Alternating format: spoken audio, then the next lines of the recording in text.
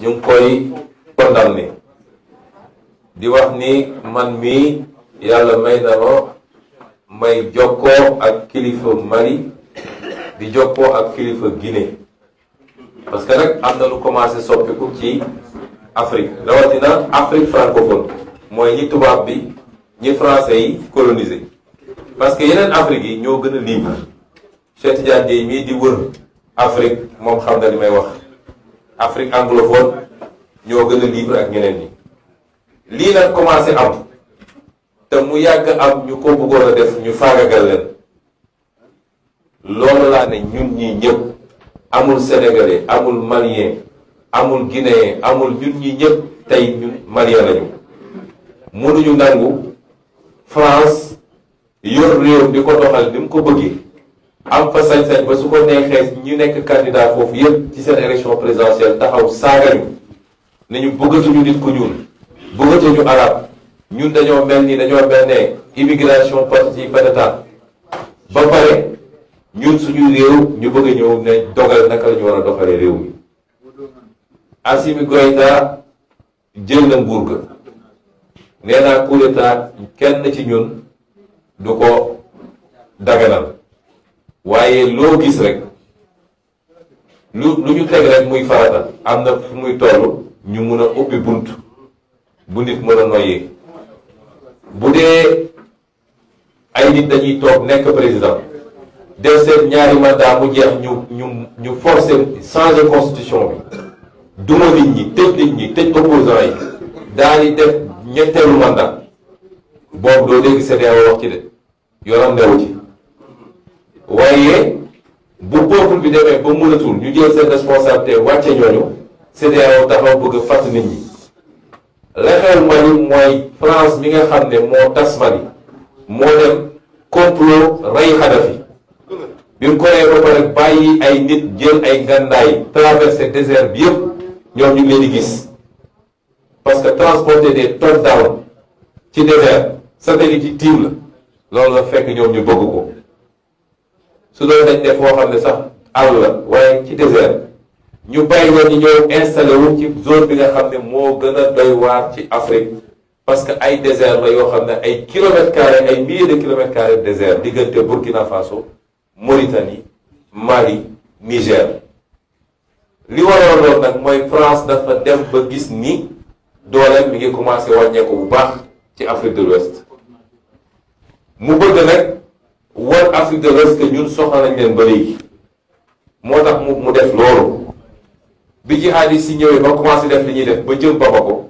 ñoom ñu yónni seeni soldats ñu gaaw ñëw intervenir arrêté jihadistes yi booru Tombouctou defe na ne nag gis ngeen waxoon nañ leen ko bis bu ñu fi jógee njaaxum am bi Maliens yi demee nag ba comprendre ko jëlee fa IBK kii ñëw Assimi Goïta gis ni français yi double jeu la ñuy def mooy mbirum naafeq la ñuy def ñoom ñooy suuxal mbir mi ba pare taxawaat ne ñoom ñoo koy fay mu ne leen jërëjëf léegi dem leen ñi bi bàyyi leen mag sama réew loolu moo andi ñu bëgg koo créer problème du leneen waaye nag comme ñun suñuy président yi ñu am ci UEMOA d'abord nga xam ne juróom-ñetti réew yu ko seq yëpp ay taalibe français ñu seeni président Ouattara moo ci jiitu Macky Sall nekk premier lieutenant ak ñi ci tegu ñëpp bu France ne naaw leen ñu naaw bu France ne suuru leen ñu suuru ñu jox leen digal ne leen bloqué leen waaj doyul te boobu ma gën a métti parce que CEDEAO chance bi ñu am li tax ñun ñu ne woon même sama téere bi li ma wax mooy man CEDEAO laa gëm ma UEMOA mooy que CEDEAO ñi anglais yi colonisé woon ñi portugais yi sax colonisé woon ndax Cap-Vert ci la bokk ñëpp Guinée ñi ngi ci biir te ñooñu ñoo gën a am indépendance waaw lan moo waral ñooñu Buhari Nigéria nga xam ne mooy poids lourd bi ci CEDEAO loolu ñooñu dem d'accord France di leen jox ndigal pour ñu ne dañuy faagagal am réew biir Afrique parce que su ñu defee embargo kan mooy souffrir su ñu defee ba ceeb duggatul diwlin duggatul peuple bi mooy souffrir est-ce que ñu moo tax may féliciter mon frère Doumbouya bu Guinée moom nee na tëjul frontière am du ko def tey du ko dégg naa ñu ne Mauritanie tam wax na ko waaw léegi Sénégal bu embargo kan mooy perte Sénégal Mauritanie moo ko wër ak Mali ak Guinée Macky Sall est-ce que day xalaat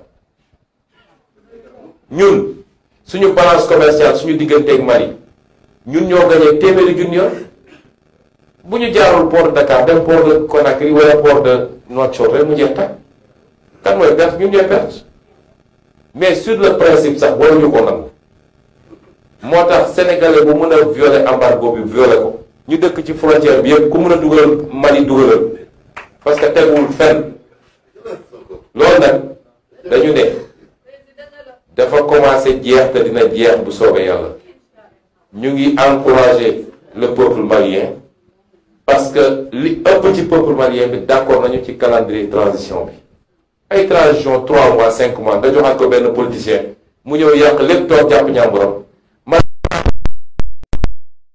bokk naa ci li ma ko wax dama ko gis nga politiciens yi 6 ak 9 la ku nekk ngi taxaw naan transition bi kañ day jeex koo ko jox te pareegu leen samp ay institution def réforme yi ngeen war a def dans 1 an 2 ans ba matul coup d'état dina amaat togg leen mbir mi ba mu ñor xomm la ca am solo mooy soyez là pour le peuple liggéey leen pour la postérité lu ngeen waxante nit ñi na ngeen ko def fexe leen ba mettre en place des institutions solides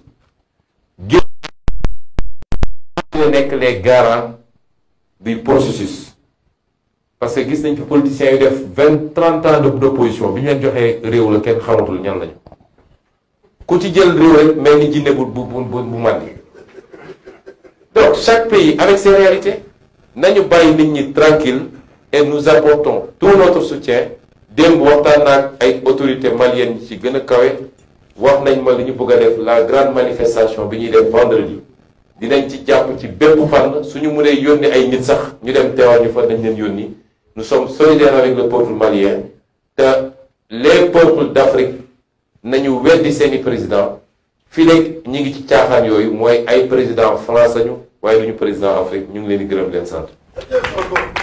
Je l'ai dit, j'ai sorti un communiqué pour dire ma position. Je condamne fermement cette fumisterie de la CEDEAO et de l'UEMOA. D'ailleurs, l'UEMOA n'a pas vocation à faire ce genre de sanctions. L'UEMOA est une union économique et monétaire. Ce n'est pas une union politique. Elle n'a pas le pouvoir de le faire.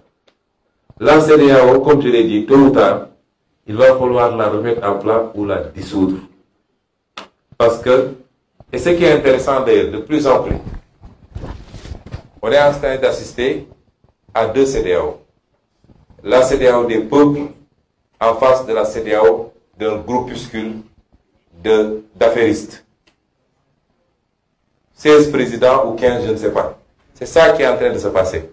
Et c'est intéressant. Il faut faire une étude sociopolitique de cette situation. Et heureusement que dans ce lot de présidents, il commence à se détacher des présidents qui, même s'ils sont arrivés au pouvoir dans des conditions qui ne sont pas les conditions idéales, parce que personne d'entre nous n'encourage le coup d'État. Mais, vous savez, tout principe a une exception. Tout principe. On te dit, toi, musulman, tu ne dois pas manger de la viande de porc. Tu te retrouves en plein désert. Tu n'as plus quoi manger. Tu vas mourir de faim alors qu'il y a un porc qui passe. Si tu le fais, tu t'es suicidé. Tout principe a une exception.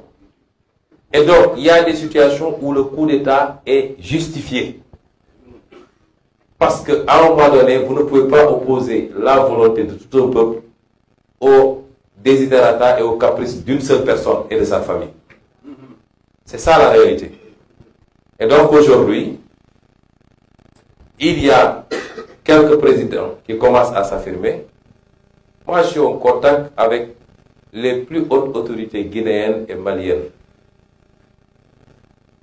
Je donne mes avis, je donne mes suggestions. Pas plus tard qu'hier, j'ai discuté avec les autorités maliennes qui envisagent ce vendredi de faire une très grande manifestation à Bamako. Nous allons participer à notre manière. Nous allons même envoyer des représentants si on le peut. Mais mieux encore, nous allons continuer à appeler tous les peuples africains, tous les peuples de l'Afrique de l'Ouest, à dire non à la CEDEAO. Parce que ce qui se passe est inadmissible. Et c'est le début de la fin d'un cycle. Parce que derrière, il y a la France. Mais cette France-là, comme je l'ai dit, elle n'a qu'à lever son genou de notre cou. Et à cette jeunesse, à cette nouvelle classe politique, les femmes, les jeunes, les moins jeunes, le complexe qu'on a. Moi, je suis étonné quand les gens me disent « Oui, ne dis pas ça, la France est trop puissante. » Si on n'a pas le courage de dire chez nous que ça, c'est pas bon pour nous, ça, c'est bon pour nous, il faut arrêter la politique. Eux, ils sont en pré-campagne, mais vous les entendez sur les questions d'immigration, de religion, sur toutes les questions. Tous les acteurs politiques se prononcent librement. Et nous, et il y a une classe politique complexée. Moi, j'ai jamais vu des gens comme ça. Ce que je veux dire, jeunes, la relève, c'est ça.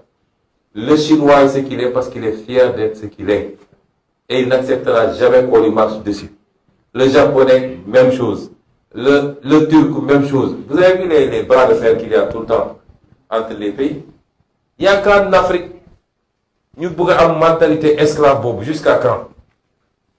Donc la France ne doit pas décider au Mali. La France ne doit pas décider au Sénégal. Mais au Sénégal, ils ont un bon préfet. Il est même sous-préfet. Lui, mais ça va finir, s'il plaît à Dieu. Et donc, j'encourage le président Assimi Goïta et tout le peuple malien. J'encourage mon frère, le président Doumbia, et tout le peuple guinéen. Il faut tenir tête.